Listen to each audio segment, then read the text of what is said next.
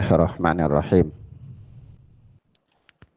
Assalamualaikum warahmatullahi wabarakatuh.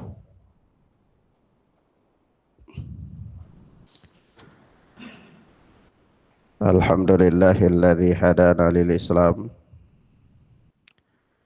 wa manna alaina bih wa akhrajana fi khairi ummatin fanas'aluhu at-taufiqa lima yuhibbu wa yarda wal hifdha mimma yakrahu wa yaskhad. Fa nusalli wa nusallimu ala habibina wa sayyidina Muhammad ibn Abdullah wa ala alihi wa ashabihi wa man sara ala nahjihi ila yaumil qiyamah. Amma ba'd. Akhwana fid din, a'azzani Allahu wa iyyakum.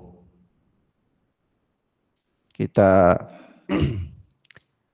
masih dengan kitab Aqidah Salaf Ashabul Hadith oleh Al-Imam Abu Uthman As-Sabuni rahimana wa rahimahullah. Tentunya kita masih berada pada pelajaran tentang sihir dan para penyihir. Akhwana fiddin, a'azani Allah wa iyyakum. Sebelum kita lanjutkan pada bab yang baru, kiranya ada beberapa catatan penting sebagai penjelasan atas pembahasan kita pada pertemuan yang lalu, yakni masih pada bab atau pada pembahasan tentang as-sihru was-saharah, yaitu sihir dan para penyihir. Sihir, jazakallah khair, dan para penyihir. Kita telah maklumi secara bersama bahwa telah datang di dalam hadis Nabi sallallahu alaihi wasallam yang diriwayatkan oleh Al-Imam Bukhari dan Al-Imam Muslim rahimana wa rahimahumallah, dari sahabat Abu Hurairah radhiyallahu ta'ala anhu, yakni Rasulullah sallallahu alaihi wasallam bersabda, ijtanibus sab'a al-mubiqat, hindarilah oleh kalian, jauhilah oleh kalian 7 perkara yang membinasakan. 7 perkara yang membinasakan. Qila ya Rasulullah wa ma hunna. Maka para sahabat pun bertanya, wahai Rasulullah sallallahu alaihi wasallam, 7 perkara apa itu? Qal asyirku billah was-sihru wa qatlun nafsi allati harramallahu illa bil haqq wa aqlur riba wa aqlu malil yatim wa tawalli yawmaz zahfi wa qadful muhsanatil ghafilatil mu'minat. 7 perkara itu adalah yang pertama, asyirku billah, kesyirikan kepada Allah azza wa jalla. Kesyirikan dengan berbagai macam jenis dan konsekuensinya, apakah syirkul akbar atau syirkul asghar, syirik besar ataupun syirik kecil. Dan yang kedua adalah as-sihr, sihir. Sihir dengan berbagai macam jenisnya dan bentuknya.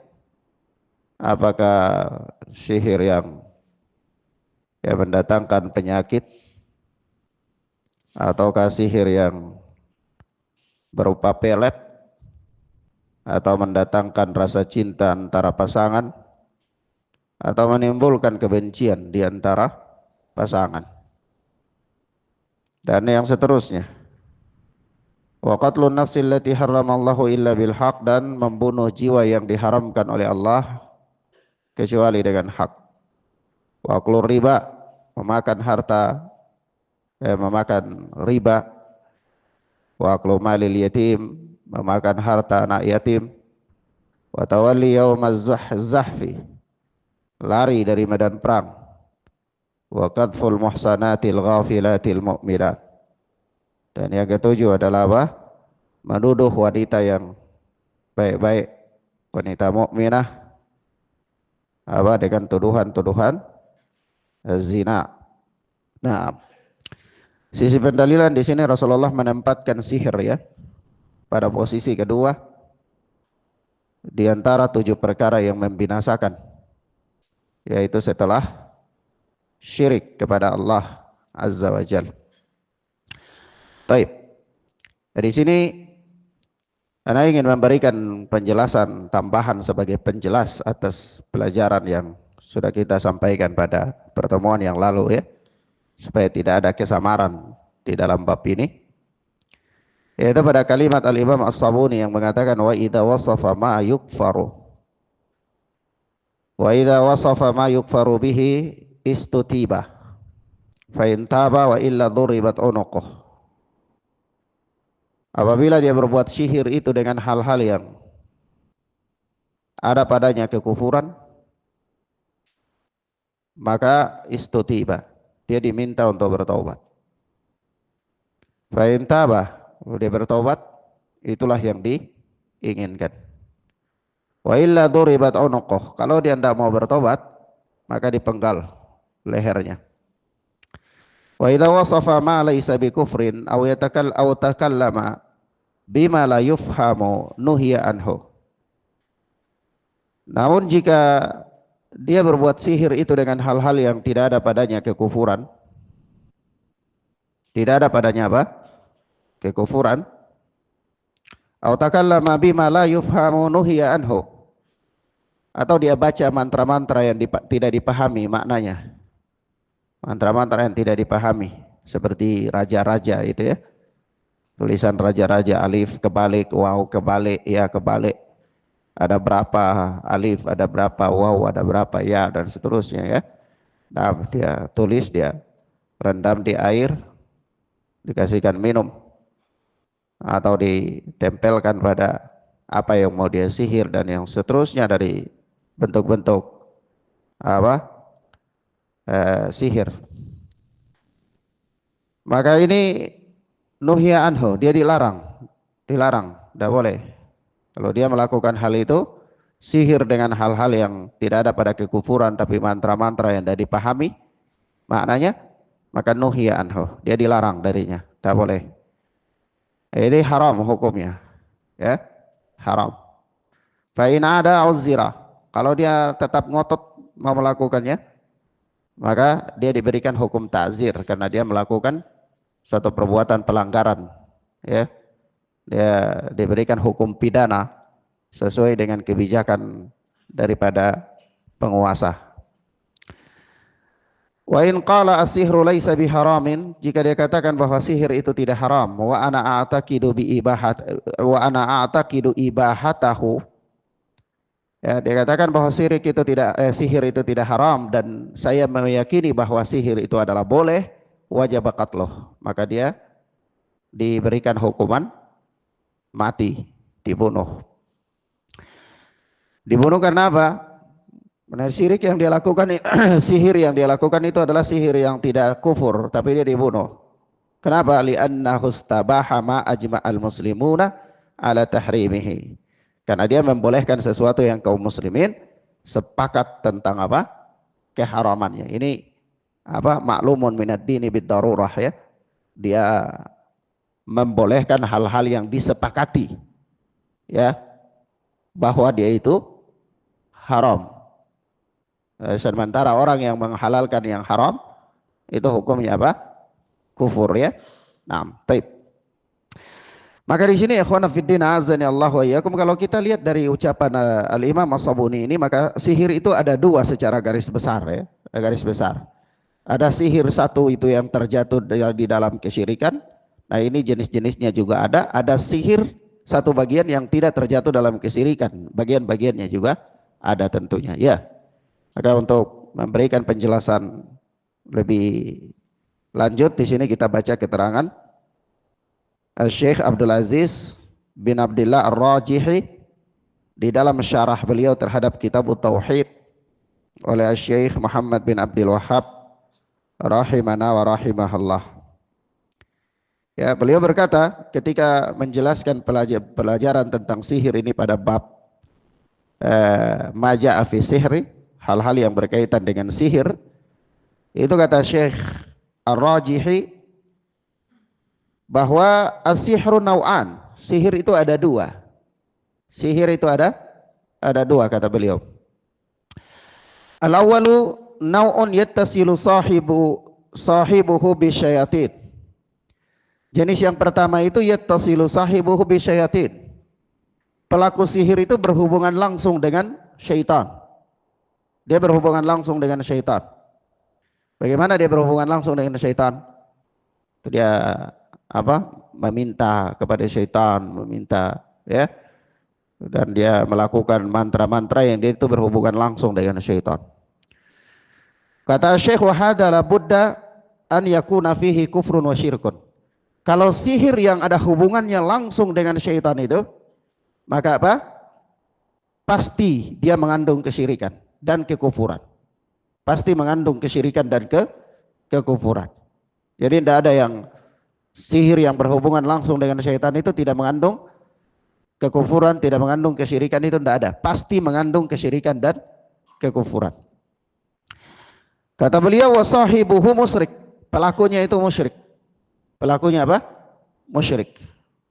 Wadhalika anna sahira yattafiqu ma'a syaitan wa yaqilu ma'ahu aqdan yaltazimu sahiru bimujibi hadal aqdi an yusyrika billah wa an yataqarraba ila syaitani bima yunasibuhu minasyirkiyat. Kata beliau, yang demikian itu karena penyihir itu, orang yang melakukan sihir itu, dia bersepakat dengan syaitan. Dia bersepakat dengan syaitan dan dia membuat satu akad dengan syaitan yang mengharuskan dia untuk berkomitmen dengan kesepakatannya tersebut. Mengharuskan dia berkomitmen dengan kesepakatannya tersebut. Untuk apa? Ayyusyrika billah, untuk berbuat syirik kepada Allah. Wa an yataqarraba ila syaitani bima yunasibuhu minasyirkiyat, dan dia mendekatkan diri kepada syaitan dengan hal-hal yang sesuai dengan kesepakatannya itu daripada praktek-praktek kesyirikan. Yani begini, orang itu penyihir kalau dia punya kesepakatan dengan syaitan untuk membuat kesyirikan. Jadi nanti biasanya misal dia disuruh oleh syaitan, kamu harus masukkan Al-Quran ke dalam kloset misalnya. Dia masukkan. Kamu harus gunakan darah haid untuk ini dan itu misalnya. Nah, ini dia lakukan karena dia punya kesepakatan dengan syaitan untuk itu. Supaya apa? Supaya syaitan itu membantu dia mewujudkan apa yang dia inginkan dari praktek sihir yang harus dia lakukan itu. Paham ya? Jadi kalau sihir yang berhubungan langsung dengan syaitan itu pasti ada kesepakatan-kesepakatan, ada syarat-syarat ya untuk merealisasikan sihir dia itu dengan syaitan tersebut. Nah, ini tidak diragukan lagi, ada padanya kesyirikan dan kekufuran ya. Naam. Ini yang pertama. Yang kedua, kata Syekh Ar-Rajihi, ats-tsani, jenis syirik yang kedua, man la yattasilu sahibuhu bisyayatin, yaitu orang yang melakukan sihir itu tidak berhubungan dengan syaitan, tidak berhubungan dengan syaitan. Walakinnahu ya'malu sihra, tapi dia mengamalkan sihir, dia mempraktekkan sihir. Ya'malu adwiyatan, ya di sini yang harus perjelas ini. Ya'malu adwiyatan yu'aliju bihan nas. Dia membuat ramuan-ramuan untuk mengobati manusia.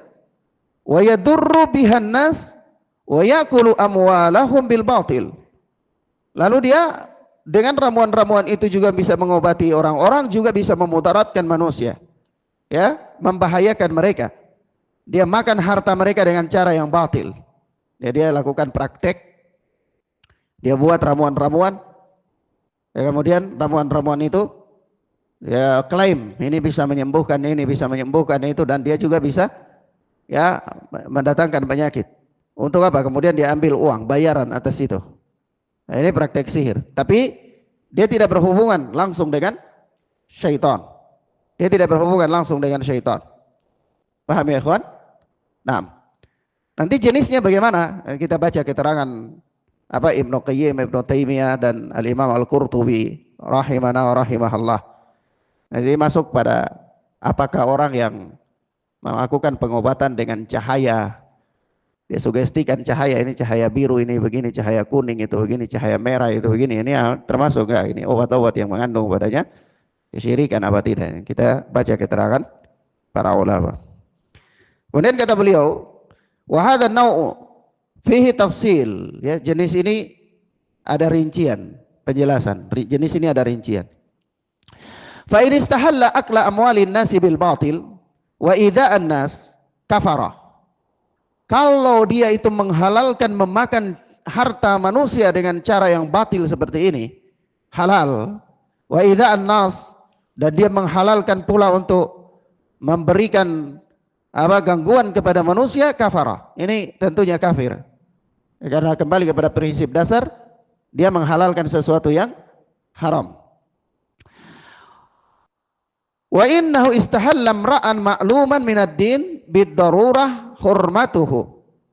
Karena dia telah menghalalkan suatu perkara yang maklumun minad din bid-darurah hurmatuhu. Keharamannya itu masuk dalam bab maklumun minad din bid-darurah. Hal yang sudah disepakati tentang keharamannya secara pasti bagi kaum muslimin. Kalau dia melakukan praktek sihir yang tidak berhubungan, sekali lagi, tidak berhubungan dengan syaitan, dia membuat ramuan-ramuan yang kemudian dia klaim ini bisa mengobati dan juga dia bisa membahayakan orang dengannya. Dengan kemudian dia mengambil harta dengan cara yang demikian, dia memungut biaya-biaya, ya, dengan cara yang demikian. Seandainya dia menghalalkannya, maka ini kufur. Ini kufur. Paham ya? Taib. Amma idza lam yastahillahu, adapun jika dia tidak menghalalkannya, walakin ghalabahul hawa wat tama', akan tetapi dia dikalahkan oleh hawa nafsu dan ketamakan, kerakusan, ya. Kalau lihat harta itu liurnya mengalir bisa seember, ya, sehingga dia punya ambisi untuk mendapatkan harta yang banyak dengan cara apapun dia lakukan, ya, pengobatan-pengobatan, ramuan-ramuan yang dia sandarkan kepada tibbun nabawi misalnya, ya, walaupun dia mengobati manusia dengan menggunakan kelelawar, ya dia katakan tibbun nabawi, ya, padahal tidak dikenal oleh Nabi Sallallahu Alaihi Wasallam dengan apa? Kelelawar itu, ya. Kadang dia buatkan tumbulawa atau kunyit, dia bilang tibbun nabawi, ya, seolah-olah Nabi Sallallahu Alaihi Wasallam melakukan pengobatan dengan apa? Kunyit, nggak dikenal, ya, dalam tibbun nabawi. Dia sandarkan, ya. Dia apa? Galabuhul hawa wat tama', kerakusan dan hawa nafsu, ya, mengalahkan dia. Wa huwa ya'lamu anna akla amwalin nasi haram. Dalam kondisi dia paham bahwa memakan harta orang itu haram. Tapi karena memang ini dunia tuntutannya, ya, maka wa ya'lamu annahu la yajuzul ittiraru bin nas, dan dia juga tahu bahwa tidak boleh memudaratkan orang. Dia kasih resep. Ya, resep itu cuman berdasarkan analisa dia doang. Tidak ada riset, tidak ada penelitian. Sehingga kadang-kadang resep itu justru membahayakan orang. Ya, membahayakan orang. Suruh makan makanan-makanan yang Ya belum tentu ya. Ya kemudian menimbulkan bahaya. Menimbulkan bahaya pada orang. Tapi tujuannya apa? Ya supaya dia jadi pengobatan. Jadi pengobatan. Suruh orang bisa saja orang makan ya makanan yang bisa menimbulkan bahaya, kerusakan dalam sisi kesehatan misalnya ya, melalui riset. Tapi dia tahu ini tidak boleh sebenarnya. Dia juga tahu bahwa ini bukan ada suatu kepastian yang punya riset. Nah, dia cuma berdasarkan apa? Pengalaman dia barangkali ya. Dan yang demikian itu. Maka apa? Fahada yakunu kadar takabah muharraman wa kabiratan. Orang ini dia telah melakukan perkara yang haram dan dosa besar. Ya, ini masuk dalam dosa besar saja. Masuk dalam apa? Dosa besar. Taib. Ikhwana fiddin azani Allah wa iyyakum. Berdasarkan secara garis besar berdasarkan bentuk sihir ini, antum bisa pahami dari penjelasan Syekh Rajih ini. Paham ya? Taib. Kita lihat keterangan-keterangan daripada para imam-imam. Al-Alama Ibnu Qayyim Al-Jauziyah di dalam Zadul Ma'ad itu beliau berkata, "Wa minhu ma yu'athiru fil abdani bit-tadkhini wat-tadkhin wat-tamaim wal-uqad. Wa minhu ma yu'athiru bit-tiba' wal-khawas. Wa hadha ad-darbu la yakhtassu bis-sahara bal qad yaf'aluhu ghairuhum." Kata Imam Ibnu Qayyim, dan di antara sihir itu ada yang berpengaruh pada apa? Abdan, pada tubuh, ada yang berpengaruh pada tubuh. Bitadkhin, dengan cara pembakaran asap. Dengan cara apa? Asap. Ada orang dia pakai asap dengan ramuan-ramuan tertentu misalnya. Watamaim, jimat, dia tulis apa kalimat-kalimat yang apa mengandung kesyirikan, jimat. Wal uqad, dan juga ada berupa ikatan-ikatan buhul. Nah itu bagian daripada sihir, ada yang demikian. Kemudian kata beliau, wa minhu ma yu'athiru bittiba' wal khawas, dan juga ada di antara sihir itu berupa apa? Dia berpengaruh dengan tabiat, sifat benda. Ini dia berpengaruh dengan sifat benda. Paham nggak sifat benda? Jadi kalau dia mengobati orang itu dengan benda tertentu, lalu dia hadirkan sifat benda itu pada orang itu. Paham ya? Misalnya apa? Contohnya warna. Ya, nanti kita jelaskan. Dia mengobati orang itu dengan warna. Ini sifat benda enggak nih? Sifat benda ya. Nah. Kemudian kata beliau lagi, wal khawas, dan khasiat khusus, khasiat khusus. Wa hadha ad-darbu la yuhtassu bis-sahara bal qad yaf'aluhu ghairuhum. Hal ini bukan khusus dilakukan oleh penyihir saja, tapi orang lain juga bisa melakukannya. Nah, ada benda-benda tertentu yang dia sugestikan, benda itu punya kekuatan, ya benda itu kemudian bisa berpengaruh pada jiwa orang, tubuh orang. Paham nggak? Mafhum ya? Nah, ini jenis kedua yang tadi dikatakan dia buat ramuan-ramuan itu. Sebelum Anda jelaskan langsung, kita baca lagi dulu ucapan Ibnu Taimiyah rahimahullah dalam Majmu' Fatawa. Kata beliau, fa inna sihra yakunu taratan bi mukhatabati syayatin wasti'anatihim wa taratan bil adwiyati wa ghairi dzalika mimma yu'athiru fil abdan.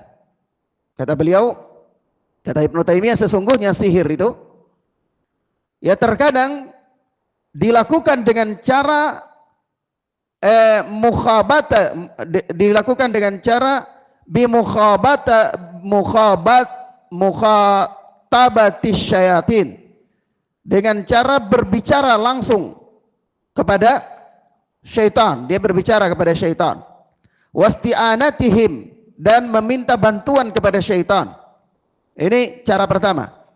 Wataratan bil adwiyati wal adkhinah, dan terkadang dilakukan dengan cara ramuan-ramuan dan adkhinah, asap-asap, ya, asap-asap. Ini pengapasan. Mengobati orang dengan apa? Membuat asap. Nah, Wa ghairi dzalik, dan yang selain daripada itu, mimma yu'athiru fil abdan, yang bisa berpengaruh pada tubuh. Bisa berpengaruh pada tubuh. Naam. Taib. Mafhum ya ikhwan? Berikut ucapan Al-Imam Al-Qurtubi.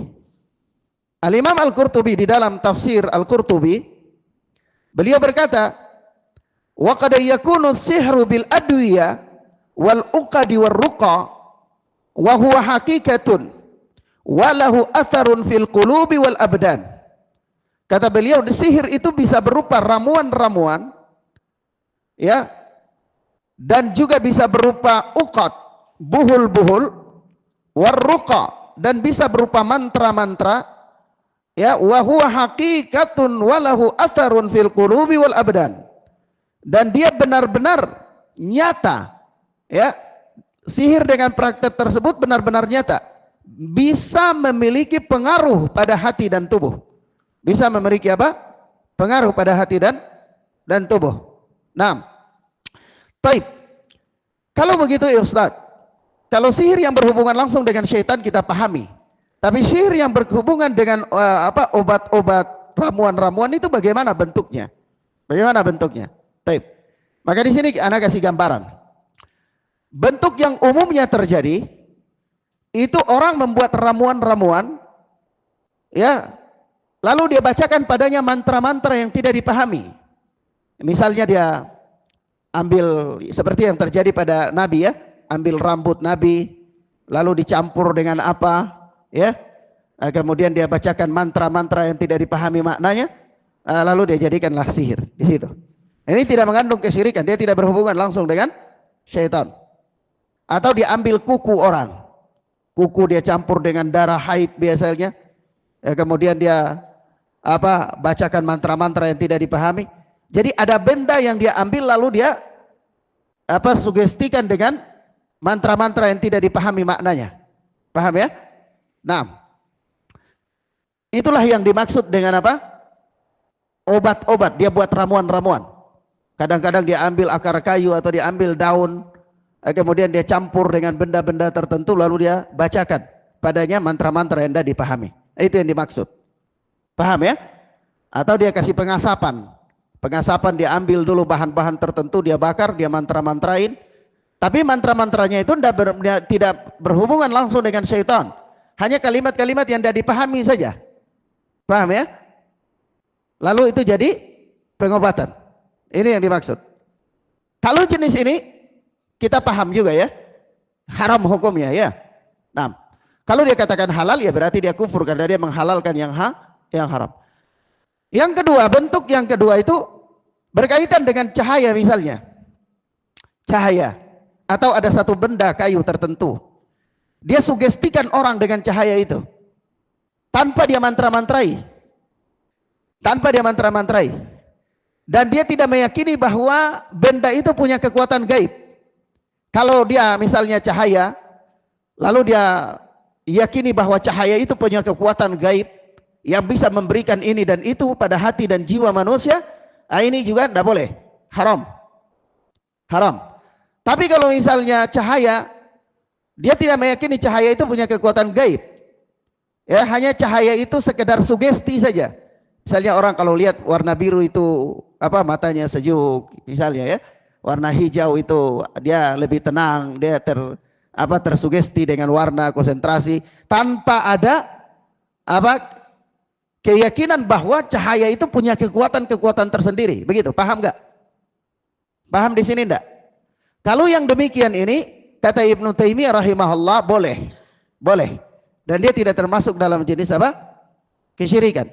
Dan juga tidak termasuk dalam hal yang dilarang, yang haram. Tidak termasuk. Dia akan termasuk dalam hal yang haram ketika kita meyakini bahwa cahaya-cahaya itu punya kekuatan mistis, punya kekuatan gaib. Begitu, paham ya? Nah, tapi kalau hanya sekedar sugesti, orang melihat ini warna biru itu indah, atau dia lihat warna merah cenderung dia rasa lapar misalnya ya, tapi tidak ada bahwa warna itu memang mendatangkan itu, tidak ada, cuma hanya sebatas orang itu tersugesti saja ya. Paham maksudnya ya ikhwan? Nah, oleh sebab itu Syekhul Islam Ibnu Taimiyah ketika mengatakan hal ini dalam Majmu' Fatawa, kata beliau begini, makana sababuhu ma'luman ya tabi'iyan au syar'iyan lam yakun sihran. Ya, sesuatu yang sebabnya itu diketahui secara alami atau secara syar'i, ya, maka itu bukan sihir. Itu bukan sihir. Sesuatu yang sebabnya dimaklumi secara alami atau secara apa? Syar'i, maka dia itu bukan sihir.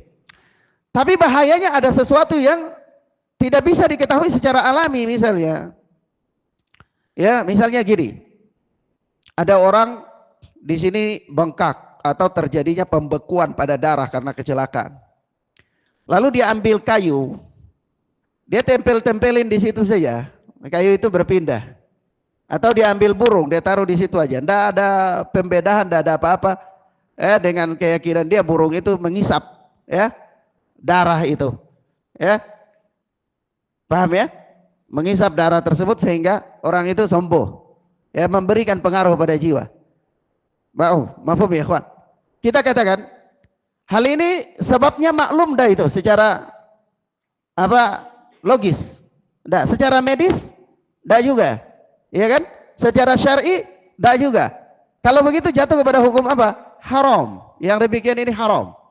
Mafhum ya ikhwan? Paham ya? Lah apa bedanya dia dengan warna tadi ya? Kalau warna itu kan orang tersugesti saja, kadang matanya sejuk, lihat ya, hatinya jadi tenang, lihat pemandangan yang bagus. Itu beda. Paham ya ikhwan? Ada orang dia pakai burung gagak misalnya. Ada orang pakai burung gagak, dia kanker, dia ambil burung gagak taruh di perut, ya, katanya nanti kankernya itu sembuh dengan ditempelkan burung gagak itu di perutnya. Ini maklum enggak nih secara medis? Secara adat maklum enggak nih? Enggak juga kan? Kecuali kalau mungkin ada pembedahan lalu dia taruh burung itu kemudian burung menghisap apa racun yang ada di situ, ya itu secara ya maklum ya kan. Tapi kalau yang demikian ini tidak maklum, maka ini apa hukumnya? Haram. Hukumnya apa ikhwan? Haram. Mafhum ya? Sebab itu Ibnu Taimiyah mengatakan di sini, perhatikan ucapan Ibnu Taimiyah dalam hal-hal yang kayak gini, kata beliau, makana sababuhu ma'luman tabi'iyan au syar'an lam yakun sihran. Sesuatu yang sebabnya itu maklum secara tabiat, ya, secara alami, misalnya